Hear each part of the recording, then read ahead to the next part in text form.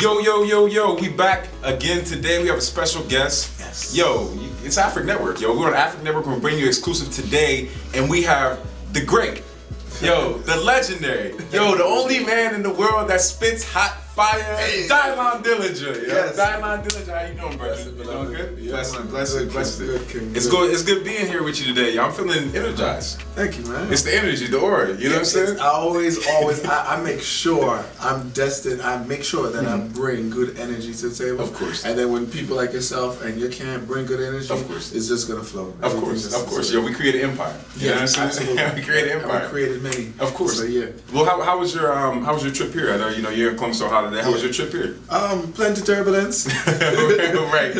A lot of turbulence, but it was cool. You know, they give you the small planes when you go from New York to Ohio. Exactly. And I was in Europe before that, and when you go to Europe, you got the big planes, so you don't feel nothing. Of course. But when you go just to Ohio from New York, oh yeah, you're gonna feel every single bump. Of course, because when I go from Ohio to New York or anywhere close with small planes, the turbulence is crazy. You think you're gonna die every second. Every second. Every second. That's cool. Yeah. Well, I know you just came back from Europe, and I know you were touring in Europe, right? Yeah. And your song is doing really big, and your new project's doing really big in Europe. Yes. So that's a beautiful thing. How was your experience in Europe when you went over there and performed your songs? Europe is beautiful because they deal with less politics, more music. Of course. They want to know. They don't care about who co-signed you or what's going on with your life and what's going on with Diddy and this and that. Which of course in America that's good to know and people need to know that. Of course. But in Europe, they just like, well, how's the music sounding? Right. That is it. Right. We don't care about that.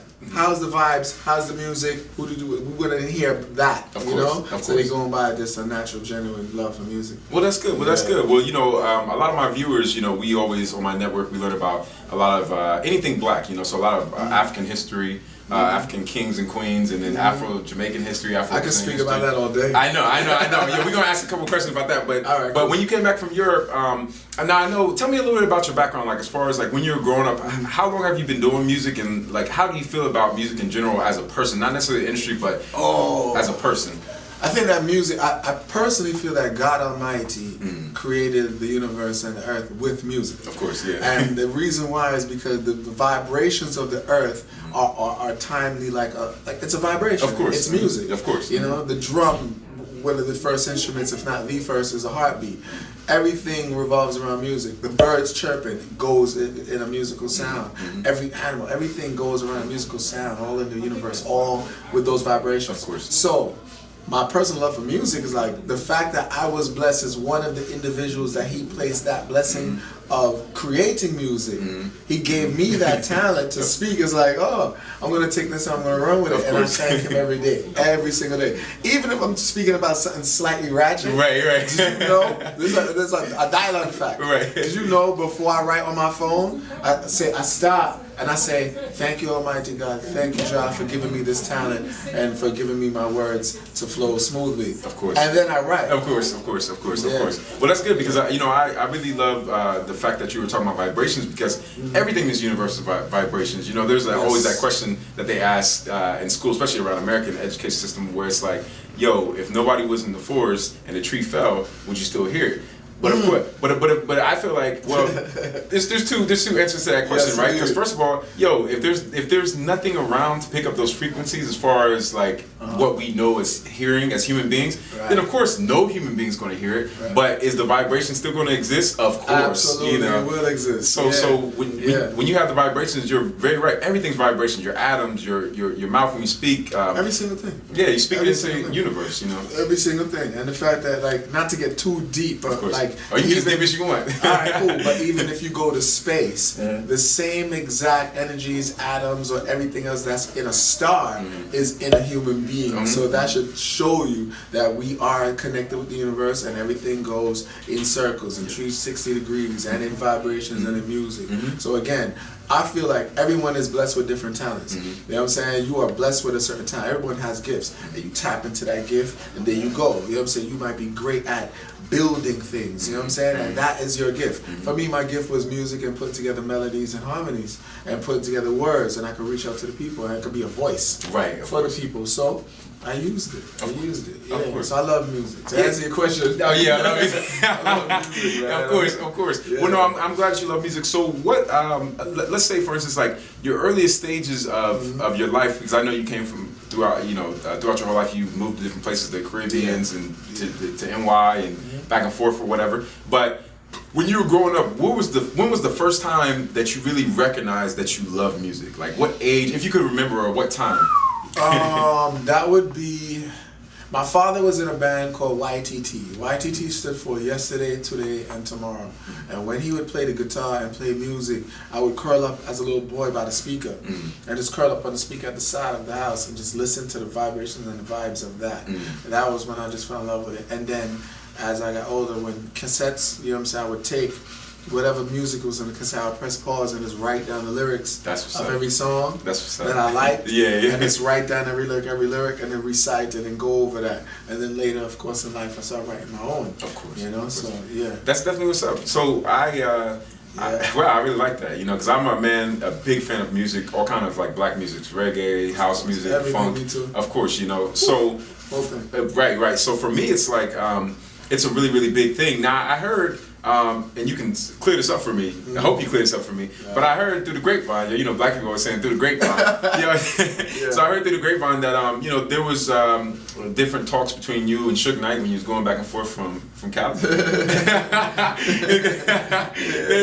Yeah, absolutely. Suge was I can't even say was. I mean, Suge is good people. Of course, right. Suge is good people. I mean, there's so much people say about Suge, man. And it's crazy because, again, fame and the media, they say this. But you as my brethren, of course, I could tell people like, yo, that's my boy. Like, he didn't do no wrong to me. So as far as me and Suge, we were always good. I had no problem. We drank Hennessy together. He gave me a lot of juice. As a matter of fact, Suge taught me one time. I remember we were at the Beverly Hills Hotel, and he was smoking a cigar, as always, and we got at the table. And I got my Hennessy that he ordered for me and everything else, and we're talking, and he said, what do you want to do as far as a musician? What legacy do you want to bring? Because I knew Tupac had this certain legacy, but what are you going to bring to the table? And I said, I want to just make great music. He said, okay, well listen. He said, I'm going to give you something for your life. He said, now there's two ways to succeed in this. You can follow the trend of what's now, and come out now, or bust real quick, as we say in the West Indies. You can bust real quick or come out right now by following the trend of now. Right. Or you can start your own style, your own genre, your own creativity. It's going to take longer, but you're still going to be successful. Of course. Both are going to be successful. Which one you want to do? And I looked at Suge, took a sip of Hennessy again, and I looked at him, I said, I'm going to go my own creativity. Right. And he was just like, you know it's going to take a while. I said, yeah, I know. He was just like, my man. My man. So of course. Respect the Suge for those words of wisdom, you know what I mean? And free him up. Of course, definitely. Yeah. So that's going to take me from the West Coast, we back on the jet. We're going to go back to NYC now. Nice. So I also heard that, something about Dipset and Cameron, and you had some ties with them, or maybe they were recommending you I was supposed to get signed to Dipset. And Jim Jones co-signed me, brought me to Cameron. Cameron met me in Miami. He was walking with two girls, like a pimp that here. You know what I'm saying? Big up Juju. No disrespect. It's the time, it's different day and time. And he was walking through with these two girls, and he was like, "Yo, what's good, my family? You already know. Jim Jones gave me the word, so you know I got you. You know what I'm saying? We're gonna work out this contract, try to get you out that bad boy situation." Right. But at the time, I couldn't get out of bad boy. Of course. You know what I'm saying? And at that time, I wanted to. Respect to Bad Boy as my foundation. Of course. But Dipset was supposed to do it, and it didn't happen. But God has His way of not putting you in those situations. So I wasn't supposed to go to Death Row. I wasn't supposed to be with Dipset. As much as I love the individuals that are part of those sets, that wasn't my vibe. I was supposed to do it myself with respect due to my foundation as Bad Boy. Definitely. Yeah. But big up to Cam and my fellow Aquarian and all that. Yo, big up to Cam. Yo, give me one of them minks, yo. Give me you see this, yo? Give me one of them minks. I want one of them, yo. Oh yeah, shout out to Killer. But definitely, shout out to Killer, you know what I'm saying? So definitely. Now I want to ask you about your time when you was in the Caribbeans, back home. Yeah. Yo, how's the Rastas, yo? How the Rastas doing at home, yo? How's the Rastas doing? How was your experience with the Rastas when you were down there? Because I love I love Rastas, you know. I just love Rastas. And actually, my man, in case you want to get some food, my man has a Jamaican restaurant on the west side. Serious? The best Jamaican restaurant in Columbus, Ohio. It's called Jamerican. Oh. My Rasta man, yo, you need to go check him out. I will definitely check them before I leave. I have to. You got to. You got to. In my life. You got to. I need that. But how was your experience with the Rasta man and just your whole Caribbean experience when you were back home? Well, Rasta. When it comes to Rasta, Rasta is a movement where it's beautiful. You know what I'm saying? The Rasta whole movement is beautiful because they deal with the foundation of the Bible. Of course. They go back to the root of it. So, you know, Adam and Eve didn't have a comb. You're right. So they're not going to have a comb. Right. Adam and Eve didn't eat cows and meat, so they're not going to eat meat. So they basically took it back to the foundation of things, and of course honoring the last king of Ethiopia, Haile Selassie I. Of course. You know, so with that being said, like, there's nothing bad about Rasta people, and there are a lot of people who downplay Rasta like it's something bad. My Rasta friends and family, my actual family who are Rasta people, period, they're great. They're great. They eat great, they live good, they have a positive vibes, they treat everybody good, and still Babylon want to raid up the place. Raid up. Even when it comes to ganja is a medicine. Ganja come from the ground. You know what I'm saying? So how dare you put an illegal stamp on that? I mean, it's changing now as we see in America because they realize how much money was being made, and they realize that it's not an actual drug because a drug is a chemical that's put together in a lab or wherever it's at. And then you ship it to the people. That's an actual drug. But to take the grass right there, dry it out, and smoke that, and it increases your meditation, or makes you think, or increases your creativity, whatever the case is. And I don't even smoke like that. It's very rare.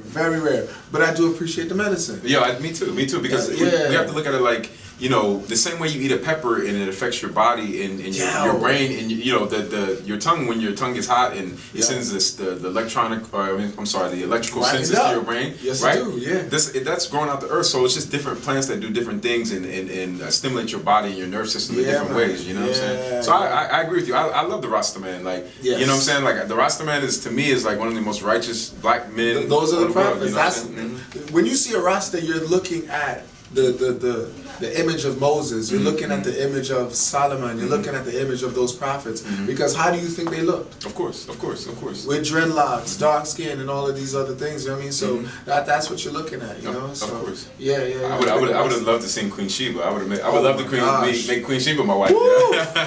That's just amazing, man. That's beyond my thoughts. But right. Yeah, the Queen Sheba. Of course. Absolutely. Well, definitely. So that's definitely cool. You know, like I said, I always love the Rasta man and what they stand for, and the Rasta man reminds me, like, same time the Rasta man was walking around Jamaica, like the Black Panthers in America. So you know, like, or just any Pan Africans in general. Absolutely. So for me, I'm a Pan African. You know, I'm not a Rasta, but you know, me being a Pan African, I'm everything. I mean, to me, I'm a Rasta. That's what you are. Rasta is the same thing. Right. A Rasta man will tell you you're a Rasta because of your mentality. Of course. You know, Rasta is about a mentality, it's about a foundation and keeping that culture moving. It has nothing to do with you know, being in a building, of course, so to speak, or signing up for stuff like that. Right. No, it has nothing to do with that. So yeah. Well, definitely. Well, yo, shout out to all the Rasta man. Yeah, man. Especially back home in Grenada, back in Caribou, back in Grenada, my people, them back in the West Indies, and of course, big up Jamaica, Trinidad, Barbados, and all of the Caribbean people, and big up our Rasta man.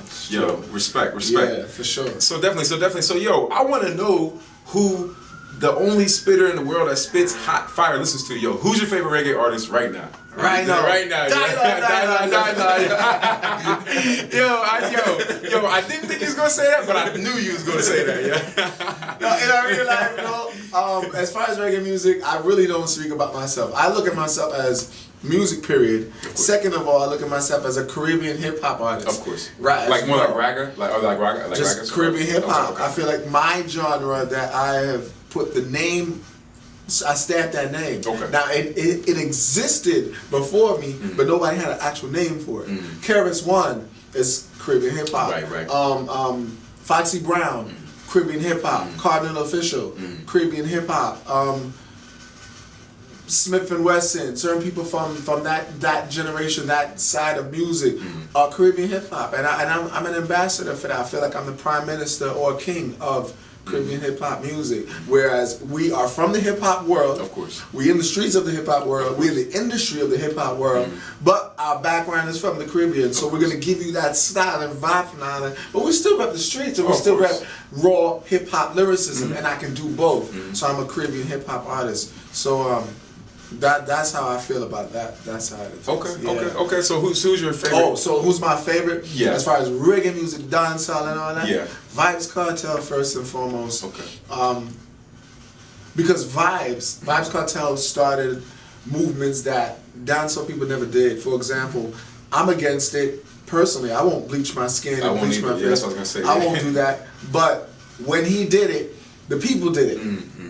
When you're a trendsetter, it's power. It's power. No one in dancehall had tattoos before then. I don't know if you know that, but in Jamaica, I didn't know that. nobody had tattoos. You would not go on the islands and see tattoos. And I had tats before that. So no, I was just saying. Yeah, just for the record. I had tats before that. But when Vibes Cartel said Coloring Book, there's a song called Coloring Book, which he endorsed having tattoos and started getting his whole body in. The whole of Kingston got tattoos. Right. So for you to start those kind of movements, you have to acknowledge that person as a great king of lyricism and power. So big up to Vibes Cartel. I would say Buju Banton.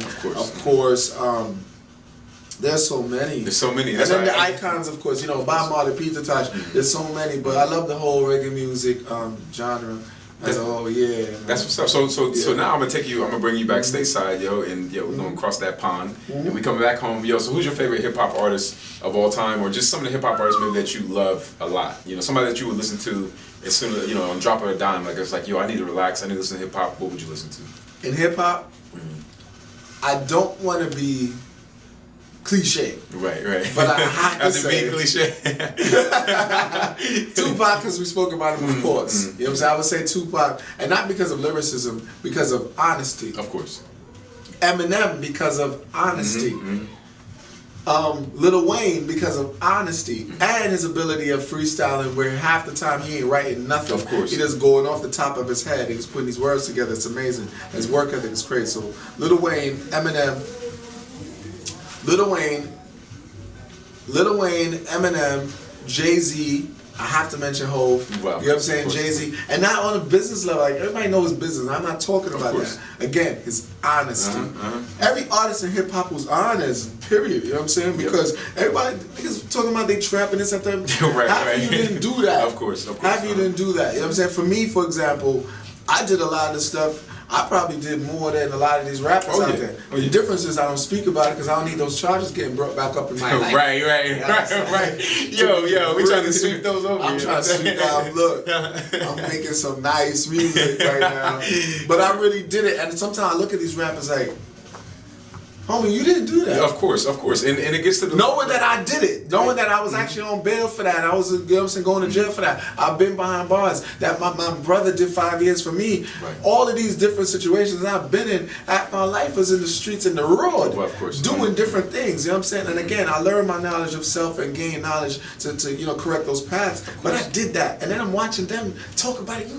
Right, I'm like, I'm not even talking about that. I'm trying to be good. But you trying to be what I was. I was like, y'all so fake. Right. Y'all so fake. It just makes me sick. Of course. I hate the industry. Yeah. I'm not gonna lie to you. I hate the industry. Oh, yeah, you said we're gonna speak as brothers. Yeah, of course. I hate the industry. I love music. Of course. Well, yeah, I definitely agree. Yeah, because for big me, difference. It definitely is. For me, it's a big thing to be organic and to try to be as raw as possible. Because I love like Big L, and I love a lot of old school, new school. I'm from the Midwest, so I love a lot of Midwest hip hop, just like I love East Coast. So I love Lupe Fiasco. I love Twister, old school Twister, and Bone Thugs. You know what I'm saying? Well, I was gonna say Thuggish Raggish. You know what I'm saying? Even I can't forget about Detroit. You know what I'm saying? Like you said, Eminem.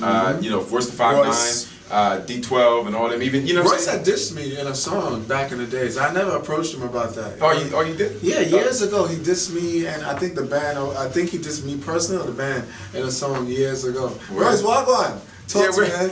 Royce, he's in the Midwest. We just trying to be brothers. That's right. And I like Royce. I love Royce. But sometimes when these artists do that, like I don't know why, but it's like, damn, it be the artist I like. I'm like, I like Royce. So you said this. I see him in person. Yeah. Of course. No matter what it is, whether it's beef or peace, I'll see him in person because I don't do the You know, that kind of thing. I mean, the Instagram no, chit-chat. No. Like, if it goes on Twitter, I'm not going to respond. right. It's wait to go to Detroit. Of course. Yeah, we'll deal with it like men. Well, definitely. Now, well, I'm sure it was just a funny, the band is. I don't think, because if you don't know me personally, how can I take it personal? Exactly. You know exactly. what I mean? So exactly. I agree. So I heard we went there. We went there. Yo, it's all good. When men are real men, men gotta air it out. You know what I'm saying? Yeah. So, like you said, when you see it's one of the best interviews ever. Remember that? I appreciate that. I appreciate that. Yo, my fans is really gonna love this. So I really appreciate your time. I have to let you know that. You know what I'm saying? Boost it too. So definitely. So I was gonna also ask you, I heard through the grapevine again, that the band might be getting back together. Is that what's going on with this, yo? It's Babs and that's it. Yo, is everybody, is they all coming back together? we had a few attempts. We tried. There was a few attempts, and there was still immaturity. Of course. You know, I remember one time I had a situation to give the band some Europe money because again, I'm in tune with all that, being a Caribbean hip hop artist. I get all those international vibes, and I had brought that to the table. And because a certain individual didn't like a certain individual in the band, they said no to the money. So again, that was immaturity at that time. But now, it looks like it can actually happen. It looks like it can actually happen. So definitely. Now, before we wrap it up, and like I said, I always appreciate your time, yo. You always welcome in my house when you come to Columbus, Ohio, yo. You hear that first, yo. You're always welcome. You know what I'm saying? Anytime you come to Grenada or New York, my homes, you're good to go, yo. You're good to go. Well, definitely. For sure. So the last thing I want to ask you, wrap it up for the viewers, and I know you have other things to do, is tell me about, really quickly about some of your future endeavors, your business endeavors. Do you have any business endeavors coming up anytime soon that you would like the fans to know about? Number one, I'm going to actually give you a different answer, but I'm going to take it from the heart. Helping people. Okay. Helping people. Now, that's a broad thing. Right.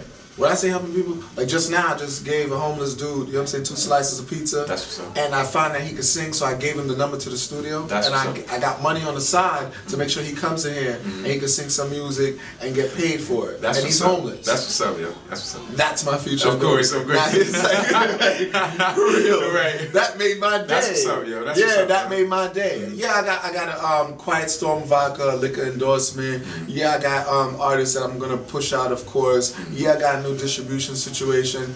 That's regular to talk about. Of course. But helping people, if I know that you have a situation, this is your movement, I can help this movement boost, I'm going to do all that. Because I feel like, not to speak about death, of course, but if we die tomorrow, what did you do for the next man? What did you do to keep your legacy alive and that good vibe flowing so that they could tell you?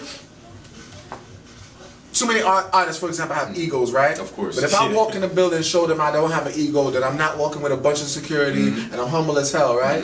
The next artist to come up under him is gonna learn from that. Cause he gonna tell his young homie like, yo, chill, you don't gotta be like that. Yo, I remember one time I was chilling with Dude on, he didn't need that, He was like this. He was just raw, he was just, you know what I mean, honest. Of course. So it helps the business itself of people releasing the ego, being themselves, being raw. People love Dilinjah because I didn't give a fuck. I don't care about that side. I care about the music, I care about the people. So it's not a game or act or nothing like that. You see me on an everyday basis, you see where I'm going. You see where I'm going. I can sleep on the floor and I'll wake up and I'll go to the studio, I don't care. And the next day I'm in the mansion too. You know what I'm saying? And I'll bring the whole, everybody from the hood to the mansion. You know what I'm saying? So helping people would be the future endeavors. Okay, definitely. Well, that's cool. So also, yo, tell the people and the viewers about your current music and also projects to come. 15 more minutes and Pain to Power. 15 more minutes, check the name. You know, people say, yo, your 15 minutes is done. Like, well, you only got 15 more minutes. So it's called 15 more. Give me 15 more minutes. Okay, man. And then Pain to Power is the actual album, which is also going to come out as a very powerful album. Pain to Power. So all the stress that you go through that you ain't talking about because you be leaving hate comments and all the BS that you leaving because you have your own insecurities and you go through your BS in life, you take your pain that you go through and turn it into power for yourself to help you and your family. That's what the whole thing is about. But I mean, I got ratchet music too. Right. I got music for the dollar. Don't get it twisted. I got that street shit too. Right. But it's all about taking that pain and you know, bigging up yourself. Definitely. Well, yo, This has been an amazing time, yo. This has been one of the funnest times that I've ever had with anybody. I'm sharing this with you right now. I wish I had a gift to you. You know, it's funny. Yo, you know what's funny, Diamond? I'm gonna be really real with you right now. Yo, I had an African statue that I was gonna bring you as a gift. Who broke it? No one broke it. I still got it, and I'm gonna give it to you. Wow. But the thing about it was that I was so much in a rush to come here that I forgot it at home. But bless yo, but bless I'm definitely just the thought. Of course, just the thought of it. Of course. And I wish I had it because yo, the viewers gonna be like, yo, how can you? This Dilinjah, yo, he's spitting hot fire. Now he's gonna spit hot fire against you. Yo, you gonna melt. Yo, you ain't gonna diss no more. Yeah. I got a diss song for him on the next mixtape. Definitely. Well, yo, I appreciate it highly. Definitely. And I think that the viewers really enjoyed this interview. And yo, as always, yo, y'all can't do nothing unless y'all spitting hot fire. But last time I checked, the only man in the world to spit hot fire is Dilinjah. So yo, Dilinjah. There you go. Yo, once again, I appreciate it, King. Beloved and yo, as always, be safe. All black people around the world, you always learn. Always make sure that you treat a brother and sister and a king and a queen with respect, like I always tell you. And yo, until next time, yo, we out of here. Peace. Travel light, travel safe. One love. Yeah, bless.